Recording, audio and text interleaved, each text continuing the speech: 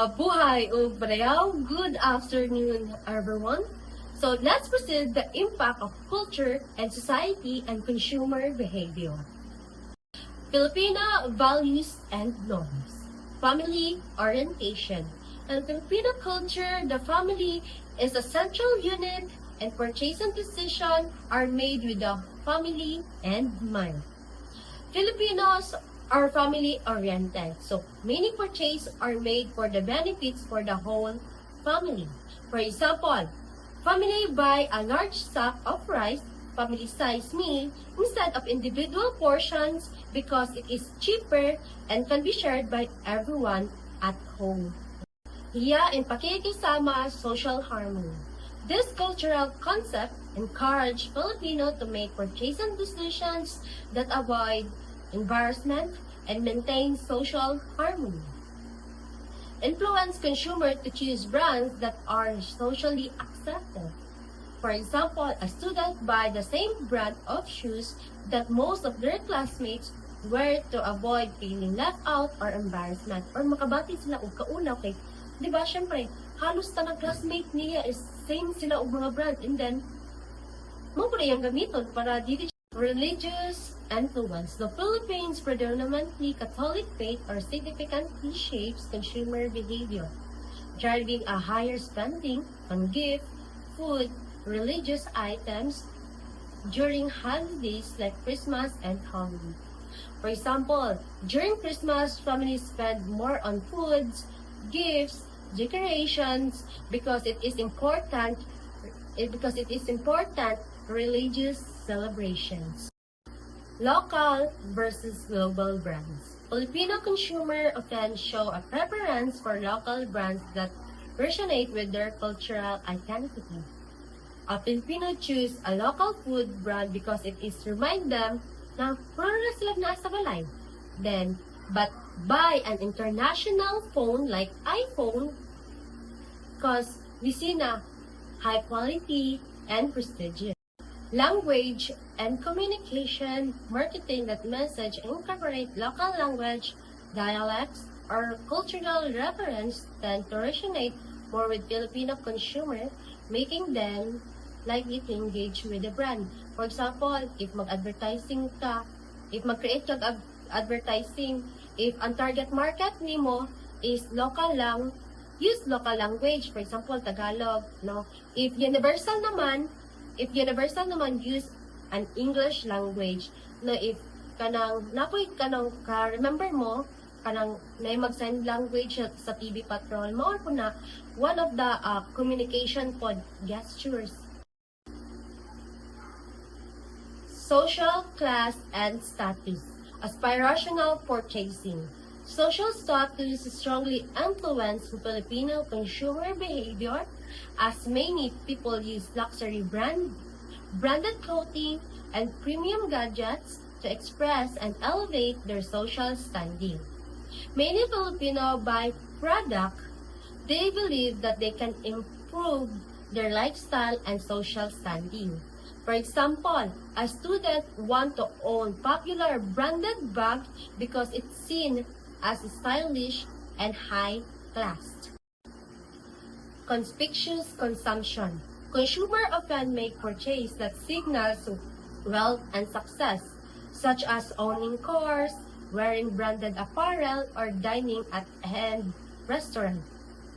This happens when people buy expensive items to show wealth or success. No, for example, kana mo palit og mga mahal na sakyanan, mo palit og international na cellphone, or mukaon sa high-end restaurant para mapakita ilang wealth and success. Group influence per pressure. Barkada culture. Filipino often make decisions based on the preference and opinions of their peer groups, especially among a younger consumer. For example, a student buy the same shoes or clothes their friends wear, so they hindi siya makapil na malit. Influence of social media. Social media platforms is apply the influence of peer opinions and trends, with many Filipino relying on reviews, recommendation, and social media endorsement before making a purchase. Social media affect buying decision to review, influencers, and trend. For example, a person buy a product after seeing a recommendation by social media influencer or receiving an online good review. Role of traditions and festival, cultural festivals. Traditional festivals like Sinulog, Ati-Atihan, Pahiyas influence consumer behavior by driving demand for related products such as clothing, decorations, food, and travel service. No, halos tanang tao, if kanang mga cultural festivals is ang mas spend silang kwarta is foods or mga souvenirs para, di ba, remembrance sa ilahan na ingani di ang ingani di ang cultural festival. Holiday spending. Major holidays, particularly Christmas, are times of significant consumer spending in the Philippines with focus on gifts, foods, home decoration. Na as a Filipino jud mahal sa kung example ganina, no, if Christmas or mga holiday, alos ang mga ginaspend nato is more on food or gifts and decoration when it comes to Christmas, diba? Influence of family and community. Collectivist culture. Filipino consumer behavior is shaped by collectivist values with purchase influenced by community needs and opinions rather than individual preference. For example, if imong family is ang ginapalit nila na bugas is kuhako as a kanang murag influensyahan kanila is mao pud imong kanang paliton na bugas rather than sa imong sarili rather than your own opinion or preference. Word of mouth. In Filipino society, personal recommendation from family and trusted individuals often influence purchasing decision more than advertising. For example, ako, kapalit ko og branded na sinina, branded na mga cellphone or mukaon sa mga high-end restaurant kay tungod gi-recommend sa akong mga friends or family or trusted individuals. Impact of societal trends. Urbanization in the Philippines has shifted consumer behavior with urban consumers, showing greater demand for convenience product and service than rural consumers.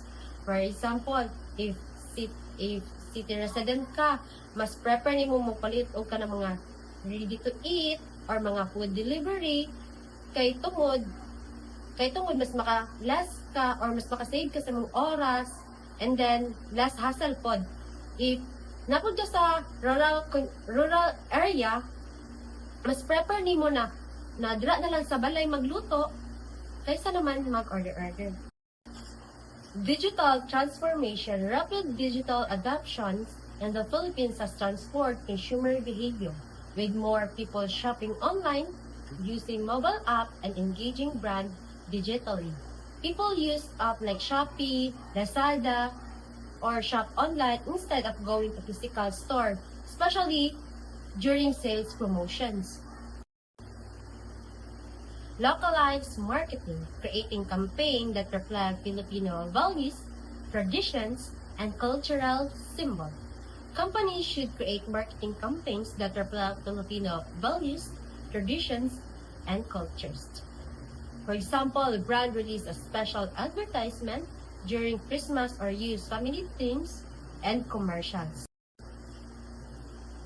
Community engagement, building brand loyalty by engaging with communities and support social causes that resonate with Filipino consumers. Business can build trust and loyalty by supporting communities and social causes. For example, a company sponsors disasters relief programs or local event to show their care for the community. Cultural and sensitivity, ensuring that marketing messages are culturally appropriate and respectful, avoiding any content that could be perceived as offensive and insensitive. For example, marketing message should be respectful and appropriate to Filipino culture. For example, avoid advertisement that may offend religious or cultural tradition. For example, dili ka mag-ano drag ka ng mga baboy kay naka-offend po sa mga Muslim, di ba? So, let's proceed the importance of consumer experience. Consumer experience is the overall perceptions consumers have a brand based on all interactions from awareness to post-purchase. Supporting it is crucial because it is directly affect consumer satisfactions, loyalty, advocacy, and business ability to compete successfully.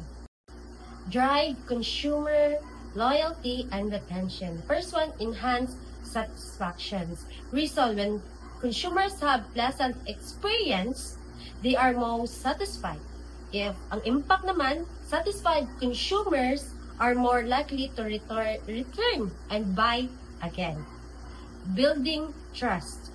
Consistent good service build trust between the brand and consumers. And ang impact niya is trusted brand keep consumers longer and switching competitors. Online reviews and social media. Consumers share experience on social media and review site. Positive reviews improve brand image, while negative reviews can damage it. For example, a restaurant gained more consumers after receiving a high ratings on Google reviews. Enhance consumer acquisition, competitive advantage. Strong consumer experience makes brands stand out from competitors. And more consumers choose the brands over others. For example, people choose a bank with easy-to-use mobile app and helpful stuff over other banks. Increase conversion rates. Positive experience encourage consumer to complete purchase. Sales and revenue increased. For example, an online shopper completes a purchase because the website is easy to navigate and payment is smooth. Consumer experience is the overall perceptions consumers have a brand based on all interactions from awareness to post-purchase. Supporting it is crucial because it is directly affect consumer satisfactions, loyalty, advocacy, and business ability to compete successfully. Drive consumer loyalty and retention. First one, enhance satisfactions. Reason when consumers have pleasant experience, they are most satisfied. If ang impact naman, satisfied consumers are more likely to return and buy again. Building trust. Consistent good service build trust between the brand and consumers. And ang impact niya is trusted brand keep consumers longer and switching competitors. Influence brand reputation and advocacy. Word of mouth and referrals. For example, our reason niya is happy consumers share their positive experience with others. And ang impact niya is maka-attract siya og new consumers. For example, ang isa ka estudyante is nag-recommend siya og cellphone sa iyang friends kay tungod nindot og quality, and one of the good example is consumer support. Enhance consumer acquisition, competitive advantage. Strong consumer experience makes brands stand out from competitors. And more consumers choose the brands over others. For example, people choose a bank with easy-to-use mobile app and helpful stuff over other banks. Increase consumer lifetime value. Repeat businesses. A consumer regularly buy from the same clothing store due to the good service. Upselling and cross-selling opportunity. Satisfied consumers are open to try new product.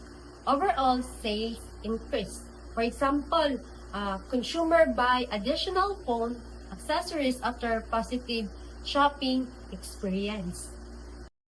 Provide valuable insight from improvement consumer feedback.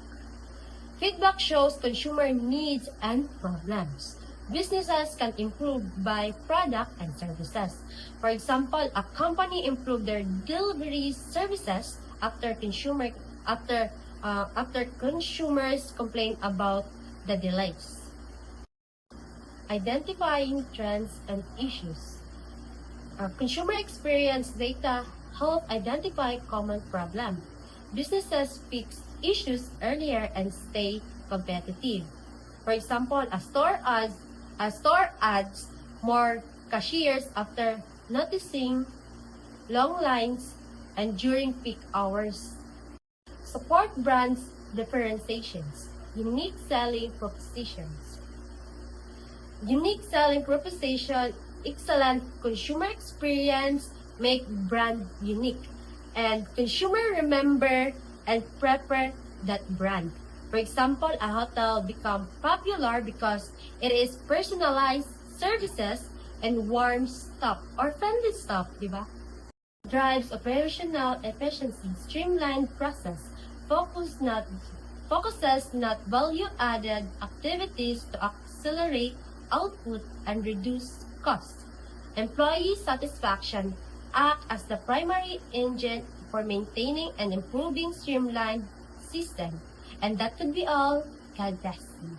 So, my name is Prince Hirok Arcelian. So now I will discuss the next topic, which is consumer decision making. First is problem recognition.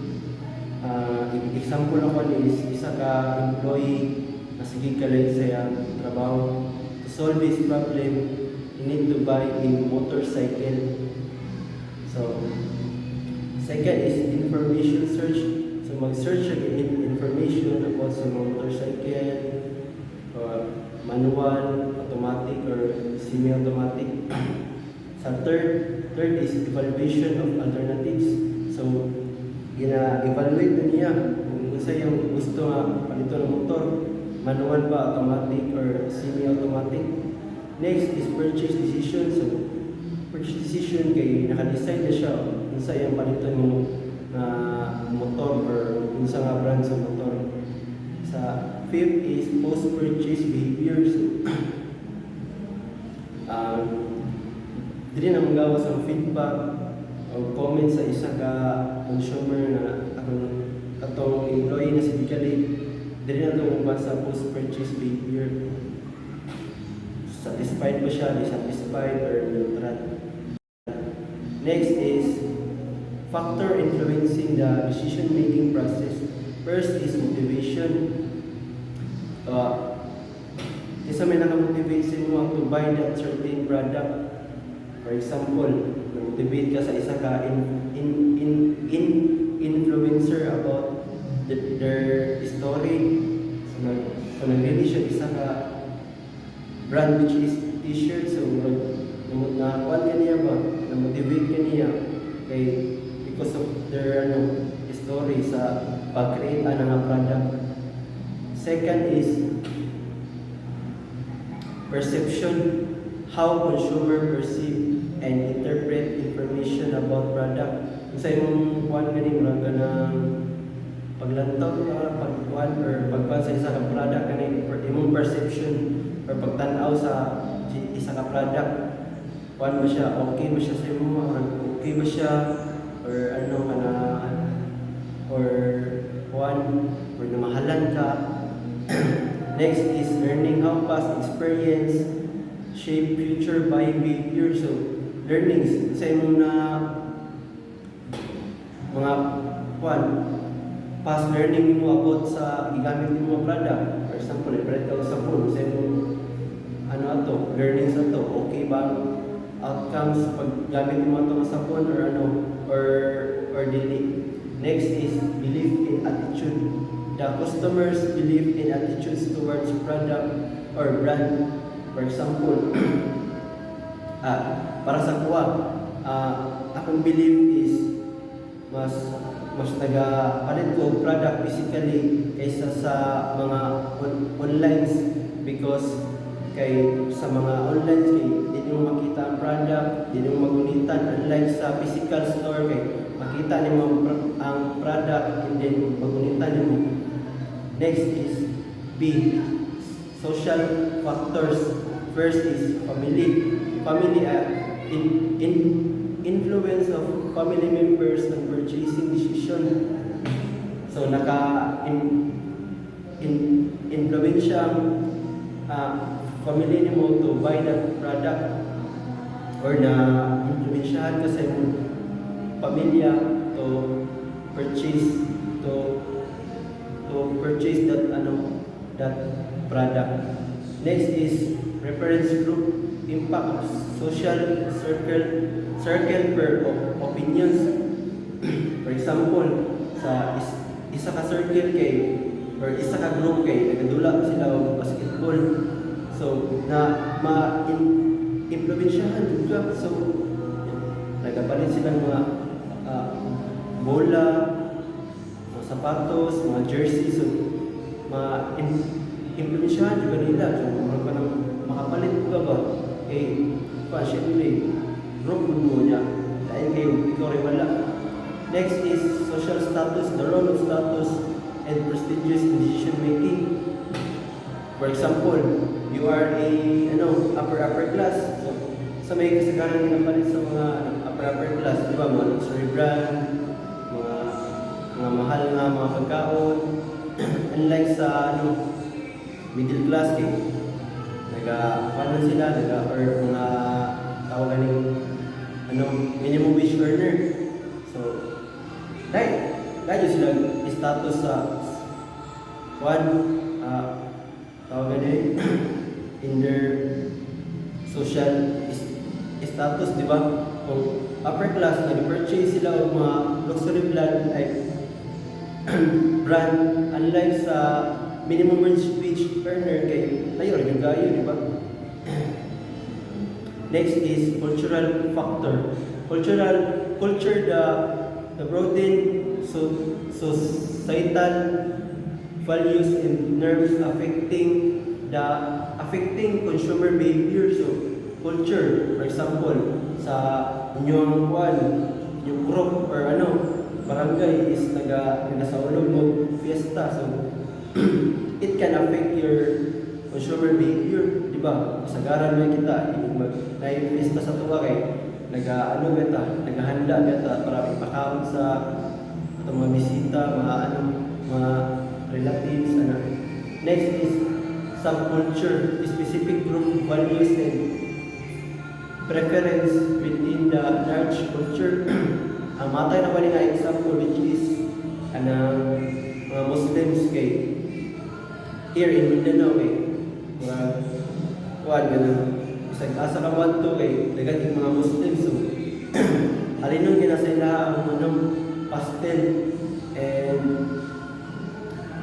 which is pastel is halal pa ng pastel no. So di na sila mukhaon mga Muslim pork or baboy. So isa po sa product is malong kay ginagamit pa nila when it comes nasilay isaulog na sa simbahan, diba? Magamit nila ng malong. Next is social class. Economic and social class influence on buying behavior. Social class. Sa mga asa mo na below, upper class, upper middle class, middle class, lower class, or lower class. For example, ang isa ka upper class nagabay sila nagapalit sila ang mga upper class, luxury brand, nagkakaon sa mga mahal na restaurant, unlike sa lower class sa mga sila nagapalit sa mga palengke. Next is factor influencing the decision making process. First, personal factors. First is age in life cycle. How how different life stage and age affect purchasing. For example, yung isa ka 21 years old, sa may mga hili ka na nila, di ba? Kuan nga, wala pa sila na kuan, minyo or na married. So, ang ilang kuan ang ilang gina-purchase na which is ilang mga needs, t-shirt, clothes, foods, unlike sa nasa mga 30s na niya kuan minyo na kasagaran nila na ginapalit is for kuan na yun, family, pwede sila mga bugas, pampers anak, gatas. Next is occupation. The role of profession and job required in buying behavior. Kung sa mga karon, minimum wage earner. Tapos, kasagaran ginapalit sa mga minimum wage earners or ano lang, pamilya, sila gagastos sila mga luho to, to, to, to sustain and save money. Next is lifestyle. The influence of lifestyle choices and interest on purchasing decision. For example, sa panahon karon is gusto kayo mga baggy pants, mga loose pants, ma-influensyahan ka niya. And then makapalit ka sa product because of that lifestyle nga gusto ang baggy pants. Next is economic situation. How financial status impact on buying behavior. Economic situation. For example, you are a businessman. Ang businessman o ang minimum wage earner, ilayo na gayo ang when it comes sa financial status. So mas pa may kuan ang businessman wag na siya sa middle class, so makapalit din siya aside sa makapalit po siya para sa iyang family, makapalit po siya sa iyang mga personal needs, unlike sa minimum wage earner nga for family ng yun kay siyempre pilaray sweldo sa minimum wage earner nga naay pamilya, unlike sa businessman. Next is situational factors, time factor. For example, padung sa trabaho, lapit na kamalit. So, instead nga, puluto pa ka ng sudan, palit na ng tao, alternative which is like for mga cup noodles or pastel to save time, hindi ka malit pa sa iyong trabaho. Next is social context. Kani kay you are influenced by your co-worker, friends, or family. For example, trabaho ka sa isa ka call center. Tanan mo mga ka-workmate which is for example lang naka-tuxedo niya, ikaw is t-shirt, naka-simple outfit. So, na-influensyahan kanila ba? Gusto na po kang palit para makibagay. Next is the role of emotion in consumer behavior. First is emotional influence and purchasing decision. First is emotional trigger. First is A is emotional trigger. A1 is positive emotion. Ang example sa positive emotion, for example, palit ka o isa ka product which is t-shirt, happy ka, joy, na kung ano mong ano ba, emotion ba kayo, napalit mo itong ano, na gusto kayo ng mga product, which is t-shirt. Next is the negative emotion. Example na pa is, kanang nag-launch ang imong isa ka imong idol na kanang for example nag-launch ang isa ka sikat nga influencer of t-shirt, cap, and shorts niya. Kuha na to siya, limited time offer niya ang ay kanang wala kay budget para palit ato mga product. Yung murag na trigger yung emotion mo. Murag na kuha yung stress, anxiety kay syempre, idol kayo siya na influencer niya. Dili ka makapalit sa iyang product kanina mo trigger yung emotions mo. Niya, kuha pa yung limited time offers. Imbis nga ipalit mo siya for your pagkaon, nakuha na nung kagay. Siyempre, idol kayo mo siya na tuhan mo pa emotion. First is storytelling. Advertisement that tells a compelling story and evokes strong emotions are more likely to resonate with consumer and be remembered. Example naman is kana advertising sa Nike na isa ka athlete na gusto niya makuha ang gold medal sa SEA Games. So sige siya training, push niya yung self, bisag ka na kapoy na kayo. And then naabot ang time na i-compete na siya, nakuha niya ang gold medal sa SEA Games. So murag na kuha na touch ang isa ka itong mga nananawa itong advertisement ganit. Pag na-touch sila ba na implementsyahan sila itong story ba nga even though bisa kanang wala siya natin wala sila kanang kumpre na sila yan na ganit na kaya ganyan murag na kuha siya ba nakuha ng emotion sa isa ka consumer. Next is emotional appeal. Using emotional appeal in ads, for example, heartwarming, humorous, or inspiring content can enhance consumer engagement and influence their attitudes towards the brand. Rato ganyan, di ba? Nung iyata nga example ng isa ka athlete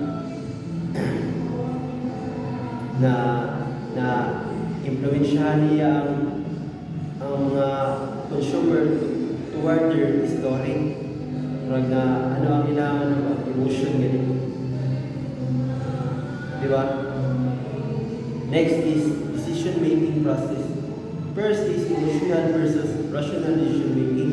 Consumer may prioritize emotional satisfaction over logical consideration. Di ba? Kasagaran, for example, ang isa ay, di ba kasagaran ka na mo palit ka isa ka product kay di lang kay kuan tungod sa kuan gusto mo siya paliton ba na ay uban nga product nga ginapalit tungod kay naay murag ng sentimental gani value. For example, sa isa ka brand nga Jordan. So si Jordan kay ikapila naman siya ng champion, di ba?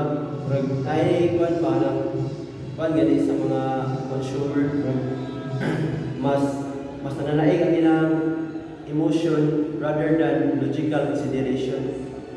Next is impulse purchases. Emotional stress such as excitement or stress can lead to impulse buying where consumer make spontaneous purchase based on immediate feelings rather than planned decision. Excuse me. For example, kanang kabantay man ang adto lang og mall, kanang magkuan lang yung window shopping niya. Na kay nakita nga product kani kanang di na mo kanang di na kanang mo decision ba. Murag kanang mo kanang palito na lang nimo ang isa ka product kani. For example, bisa kan di mo kailangan murag tayo na nalabyan ng nimo or na agian murag di na kailangan mo decide ba paliton ba naman siya or dili ba. Ana gani. Next is the role of emotions in consumer behavior. Building emotional connections. First is brand loyalty. One is emotional bonding. Brands that successfully create an emotional connection with consumers can foster loyalty and repeat business. Ang example naman is isa ka gulang kay inalutuan niya yung mga apo o kanang gani kakanin which is mga biko, and then past few years ay namatay ko ilang ilang lola niya. Nakakita sila isa ka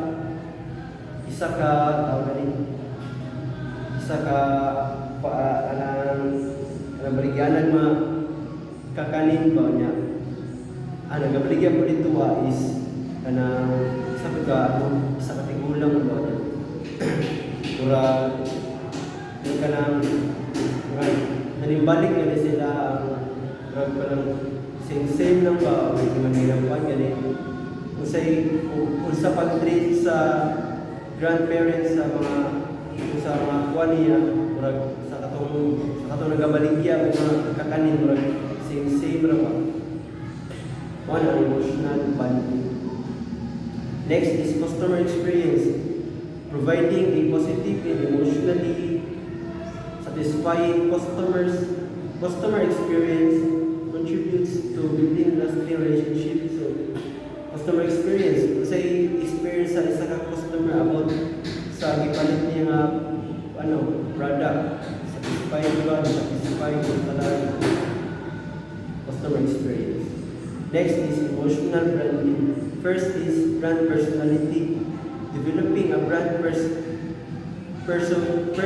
personality that resonates with consumers' values and emotions can strengthen brand identity and appeal. Example naman is isa ka surfboard shop. Ginatreat nila ang ilang customer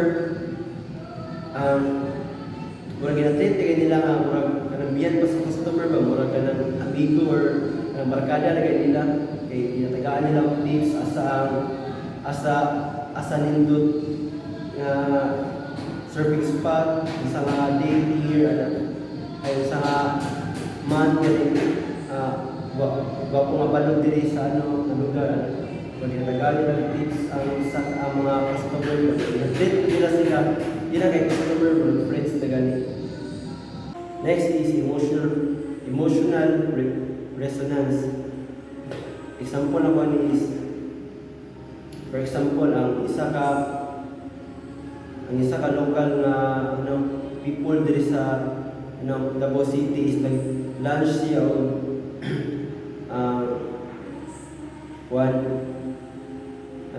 water bottle na brand niya. Ang story niya is to prevent flood niya.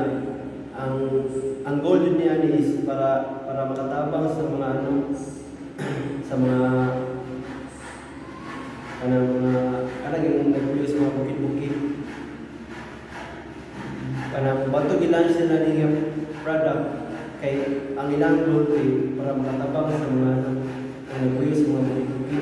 So ang kuan mga customer is na ano nakuan sila na intriga sila kay instead nga mapalit sila kanang lain nga brand sa ano mga water bottle, why not nga mapalit sila ato kay mas kuan man sila kanang mas kanang makatabang sila sa mga locals gani.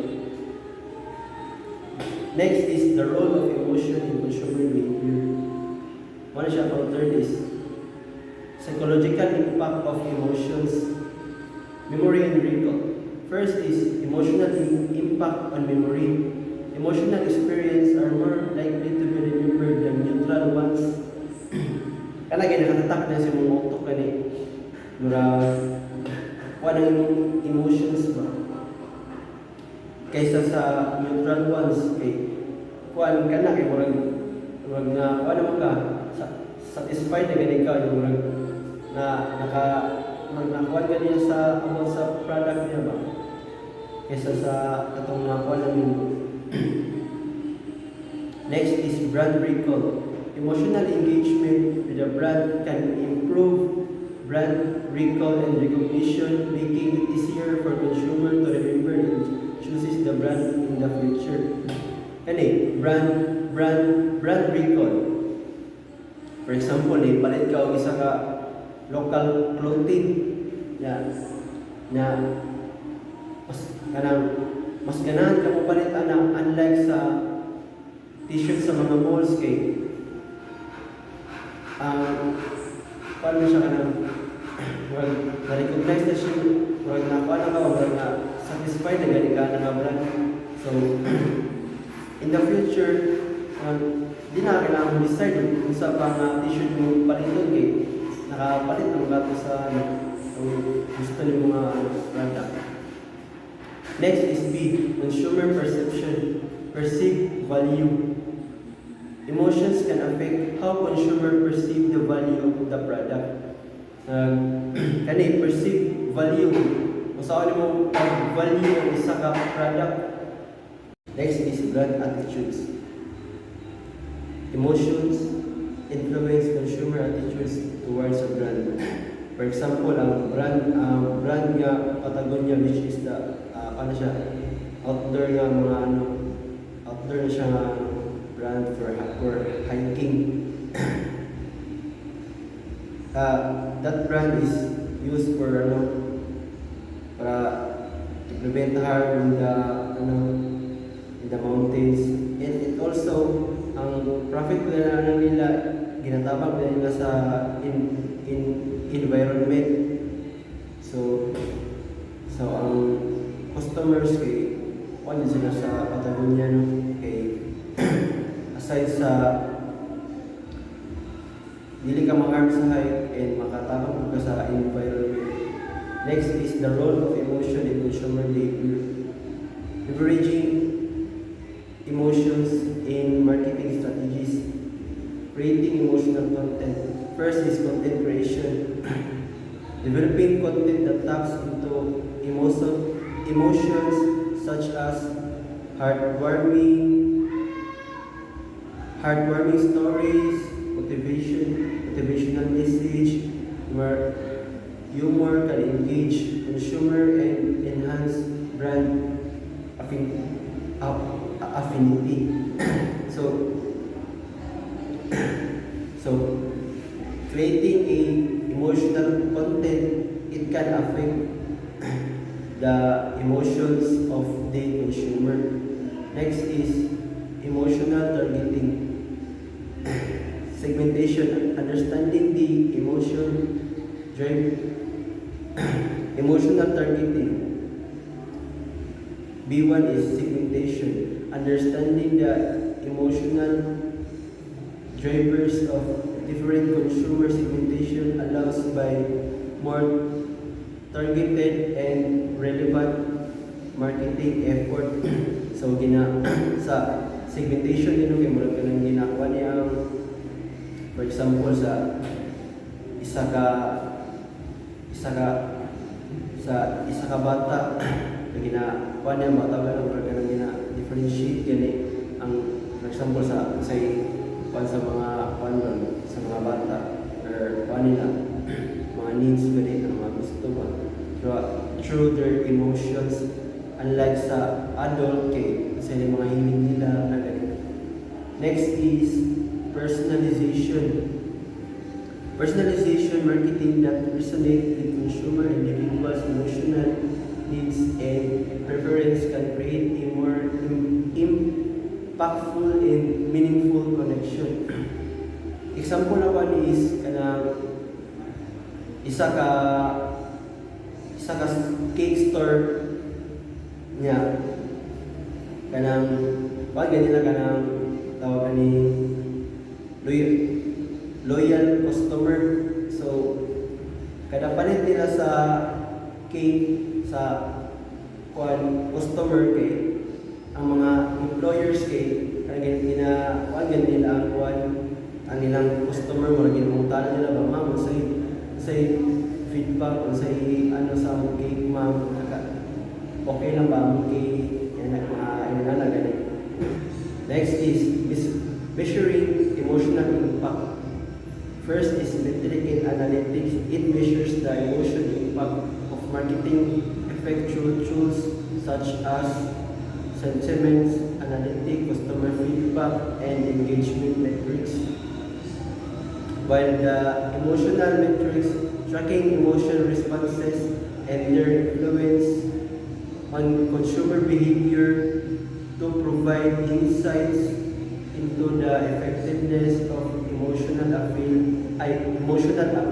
and contents. The case study examples: emotional advertisement campaign, which is the Coca-Cola Share the Coca-Cola campaign, personalized bottle with common names and terms of endorsement, creating emotional connections and increasing consumer engagement. And next is the Apple brand, the phone brand Apple shot on iPhone campaign by showcasing powerful and emotional stories captured with iPhones. Apple reinforced the emotional appeal of its product and fostered a sense of community. And next is successful emotional branding, which is the Nike Just Do It campaign, and the last one is Dove Soap, which is the Real Beauty campaign. And that's all for my part. Thank you. Mayo muntag. My name is Manuel Sarcasas and my topic is the impact of technology on consumer behavior. So technology has dramatically reshaped consumer behavior in recent years, influencing how people research, shop, and interact with brands.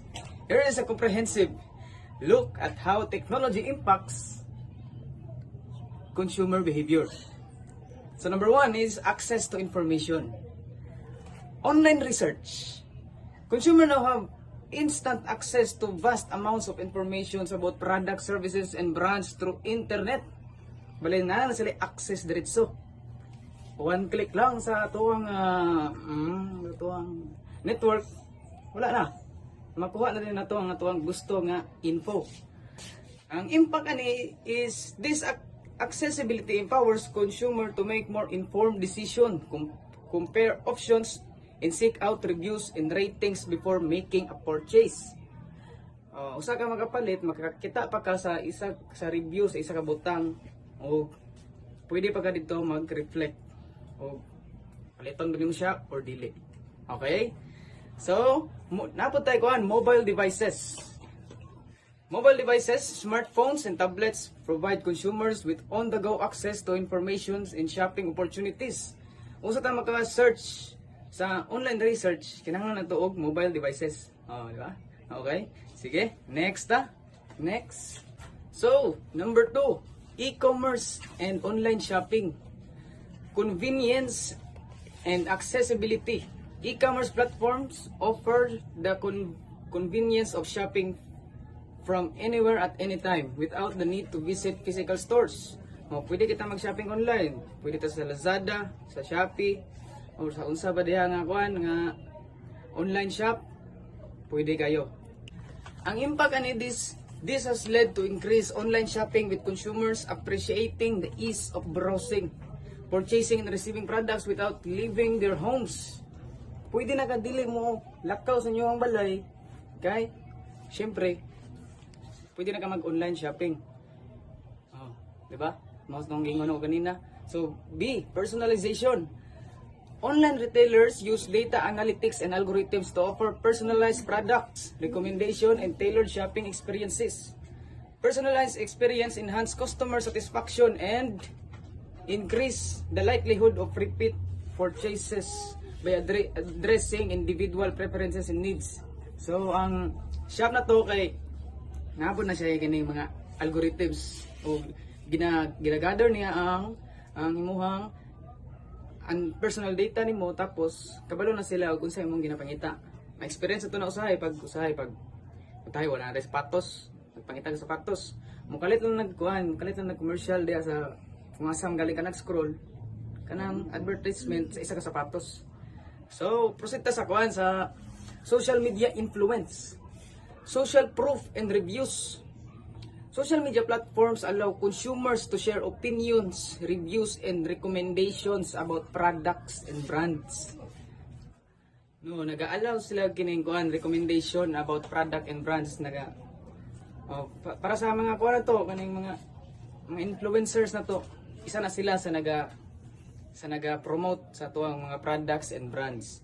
Positive or negative reviews on social media can significantly influence purchasing decisions, with consumers often relying on peer opinions more than traditional advertising. Kaysa anong goal sa social media gyud kay honest gyud ang mga tao, walay sagol, bias. So, proceed sa letter B, influencer marketing. Influencers use their social media platforms to promote their products and services, leveraging their personal brand and follower base. Dito na mao na to kung gingon kanina nga mga influencers na ang mo advertise sa isa ka product. O ipakita nila og unsa kanindot ang isa ka product o okay ba siya or dili. Excuse me po. Influencers endorsement can drive consumers interest and trust, particularly among demographics who value authenticity and relatability. Samot na og idol kanilang isa ka influencer, daghan jud ang mainganyo sa isa ka product nga ilahang gina-promote. Proceed ta sa number 4. Digital advertising and targeting. Behavioral targeting. Technology allows advertisers to target consumers based on their online behavior, such as browsing history and previous purchases. Kung unsa ang imong online behavior, mao na ang behavioral targeting. For example, nag-search ka og kining mga sinina online.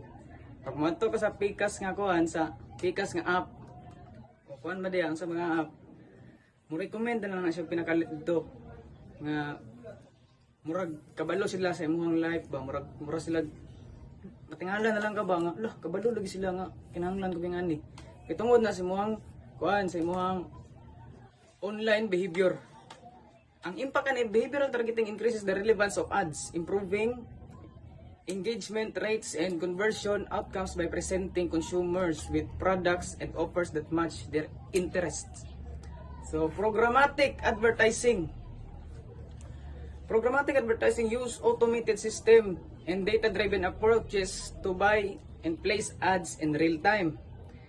This technology enhances ad efficiency and effectiveness by optimizing ad placements and targeting, resulting in more precise and timely advertising efforts. So, proceed sa number 5. Mobile technology and apps. E-commerce contributes to the rise of impulse buying and on-the-go shopping as consumers can easily make purchases from their smartphones. Mga itong ingon ganina, katong Shopee, Lazada, sa pa mga kuhan, sa pa mga laing online shopping, sa TikTok, pwede ka diya magkuhan sa TikTok po. O location-based services. Mobile technology enables locations-based services such as geofencing and proximity marketing. So wala nakabalaw ka na siya kay Pag once nga duol ka sa isa ka establishmento o sa isa ka shop, mukalit ra na sila kuan mo kani mukalit ra na sila chat or text nya i-advertise nila ang ilang product basta hindi mo hapit ka sila ha kay duol man ka mao na siya ang kuan. And the impact of location based marketing can drive foot traffic to physical stores and offer personalized deals based on geographic context. So number 6, enhance customer experience. Virtual and augmented reality. Virtual reality o pwede siya tawag VR and augmented reality AR. Technologies offer immersive experiencing, allowing consumers to interact with products in new ways. Kana siya guys, mao na siya atong ginabutang sa naong kanang sa mata ba. Pag once nga gusto ka mo experience nga murag tinuod yun, mao na siya ang kuan virtual reality experiences. Ang impact ani VR and AR can enhance the shopping experiences by enabling virtual try-ons, product demonstration and interactive brand experiences. Mao na akong pasabot dia. So, sa letter B, chatbots and AI customer service. Artificial intelligence, AI and chatbots provide instant automated customer support and personalized interaction. AI-driven customer service improves response times, resolves queries efficiency, and offers a more engaging and accessible customer support experiences. Ang AI kay kuan mutabang gyud na siya sa atuang mga questions, mao na ang trabaho sa chatbots and AI customer service. Isa na siya sa naga-improve sa technology in the business world. Number 7, data privacy and security. Privacy concerns. As technology collects and utilize more personal data, consumers are increasingly concerned about data privacy and security. Pero business must navigate privacy regulations and build trust with consumers by ensuring transparent data practices. Number 7, data privacy and security. Privacy concerns. As technology collects and utilize more personal data, consumers are increasingly concerned about data privacy and security. Pero business must navigate privacy regulations and build trust with consumers by ensuring transparent data practices and robust security measures. Bago na sila mo kuan sa inyong data, manguha na sila og permission gikan sa imuha kay mo man imuha man ang kuan, imuha man ang privacy. Ethical considerations around data usage, consent, and transparency are becoming more prominent in consumer decisions. Companies need to address these concerns by adopting ethical data practices and communicating their privacy policies clearly. So, ang imong data kay safety sa isa ka business. Bago ka mag-install og Shopee, kinahanglan nimo ihatag nimo ang location, imong address, imong number o unsa pa nga mga informations. Pero secured na siya. Okay? Trends and innovations. Voice search and smart speakers. Voice-activated technology and smart speakers are changing how consumers search for information and make purchase. Pwede na ta mo istorya lang. Idiretso na ta sa atuang gusto nga makita. Gamit lang ang voice search and smart speakers. Voice search introduce new opportunities for optimizing content and targeting consumers through voice-driven queries. Blockchain technology. Blockchain technology offers potential benefits for transparency, securities, and verification and transaction and supply chain management. Blockchain can enhance trust and reduce fund in digital transaction, impacting consumer confidence and behavior. Samot na mubayad ka online, diya makita na to ang blockchain technology. Mubayad ka online, kanang safety ang inyong dili siya masudlan ba? Mao na siya ba? So proceed sa kuan. Consumer loyalty and retention strategies. Number 1, understanding consumer loyalty and retention. Consumer loyalty. Consumer loyalty refers to the tendency of customers to repeatedly purchase. purchase products or services from a particular brand rather than switching to competitors. Loyal customers often exhibit a strong emotional connection with the brand and are less sensitive to price changes. Ang characteristics sa loyal customers are more likely to provide positive word-of-mouth referrals, participate in brand advocacy, and engage in repeat business. Ang loyal customer makuha na to na samot na okay ang atuang service o ang atuang product. Kay dili mo loyal ang isa ka customer og bati ang atuang product. Consumer retention involves strategies and practices designed to keep existing customers engaged and satisfied during churn rates and encouraging repeat purchases. The goal of retention is to build long-term relationship with customers, improve customers' lifetime value, CLV, and reduce the cost associated with acquiring new customers. So, summary. Technology has profoundly influenced customer behavior, creating new ways for people to access information, shop, and interact with brands. As technology continues to evolve, business must stay attuned to these changes and adapt their strategies to meet the evolving expectation of tech-savvy consumers. Balancing innovation with ethical considerations and data privacy will be key to building lasting customer relationships and maintaining a competitive edge in the dynamic landscape of consumer behavior. Daghang salamat. Thank you.